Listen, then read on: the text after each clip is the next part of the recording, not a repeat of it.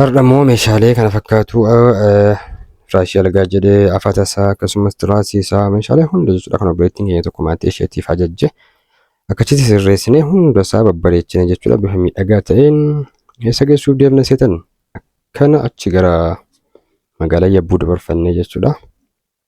Naannoo Alamaayyoo jechuudha achi geessinee jirra. Nu beektu ijoolleen gara sana jirtanii.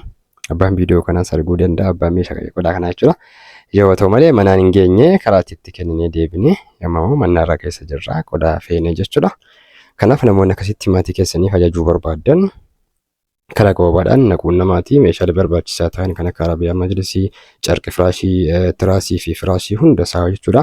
Salphumatti maatii keessan sarpiraayiz godhuu ni dandeessu jechuudha. Keessattuu arafaa dhufaa jiru kanaaf jechuudha. Kanaaf hojii keenyaaf maamiltoonni keenya jiru ragaan bahu hojii qulqullummaa qabu hojjennaa hojii amanamummaadhaan hojjennudha jechuudha. Hojii onlaayinii kana keessa jechuudha. Kanaaf iyyuu karaa onlaayiniitiin nu quunnamtanii maatii keessa yoo barbaadan maatiin keessan dhufee ajajuu danda'a. Yoo barbaadan kaffaltii karaa onlaayiniitiin raawwattanii osoo maatiin hin beekin akka sarpiraayiziitti geeffamuus ni danda'a jechuudha. Kanaaf naquun namaa ajajadhaa isiniin jedha. Markii barbaadantu nu bira jira.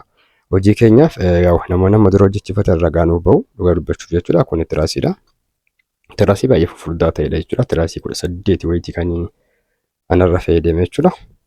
Carqi tiraasii tokko fulakkaa jechuudha. Carqi tiraasii 18 fi tiraasii 18 akkasumas kan firaashii 6 jechuudha. Walumaa gala kombileetti hunda isaatii qircacaatii illee ni qaba. Waan baay'ee qaba. Mastaawis kan arabiyaa majeessi illee ni qaba.